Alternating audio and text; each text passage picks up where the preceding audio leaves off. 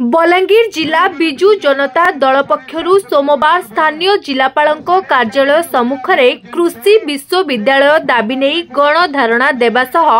मुख्यमंत्री को जिलापालंक जरिया दाबी पत्र प्रदान कर जायछि।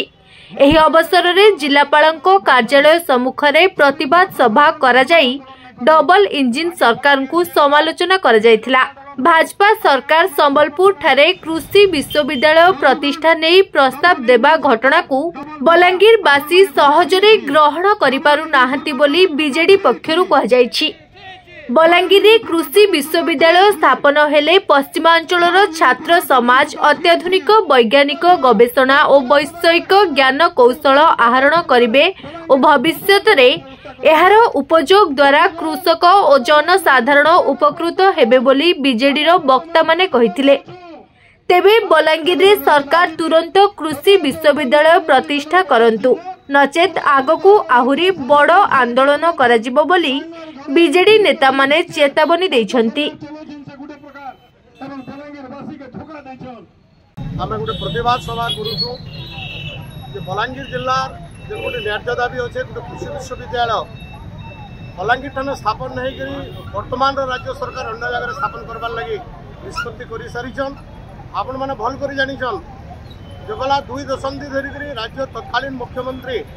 नवीन पट्टनायक निष्पत्ति करथिले केबीके अंचल बलांगीर ठाने गोटे कृषि विश्वविद्यालय स्थापन करवार लगी एवं बलांगीर हूँ एकमात्र उत्कृष्ट जगह जे जगह कृषि विश्वविद्यालय निश्चित भाव में हमार कथा एवं जेहेतु वर्तमान सरकार बीजेपी सरकार तार विरुद्ध कार्यक्रम नहीं तार प्रतिवाद विरुद्ध आज जगह आम प्रतिवाद करुचु चाषी मान नहीं आगामी दिन रे बलांगीर प्रत्येक गाँव रे प्रत्येक अंचल रे ये कार्यक्रम चालू रहा आंदोलन चालू रहा जिते दिन तक कृषि विश्वविद्यालय बलांगीर ठाने नहीं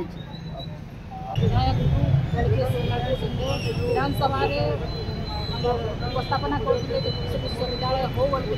से जिनटा कि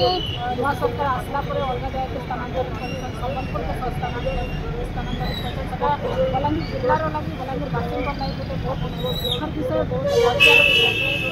बलांगीर जिलार सांसद थी बलांगीर जिलार कृषिमंत्री नहीं बलांगीर जिलार स्वास्थ्य मंत्री थी से मैंने यही प्रकार जो व्यवस्था करेंगे बहुत लज्जार विषय बलांगीर एक कृषि विश्वविद्यालय प्रतिष्ठा करिवार लगी किंतु वर्तमान जो मोहन सरकार अच्छी एवं विशेषकर बलांगीर उपमुख्यमंत्री कृषि मंत्री अच्छा जड़े क्षमताशाली मंत्री एवं बलांगीरवासी आशा करते बलांगीर निश्चित भाव में कृषि विश्वविद्यालय प्रतिष्ठा करा किंतु यह उपेक्षा कर वर्तमान संबलपुर एक केंद्र कृषि विश्वविद्यालय स्थापना करने सरकार घोषणा कर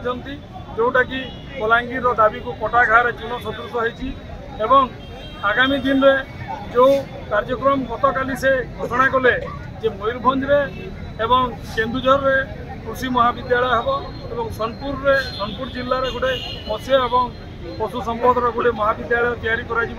जोटा कि बलांगीरवासी को सोनपुर में हवाटा को आम स्वागत जनाऊँ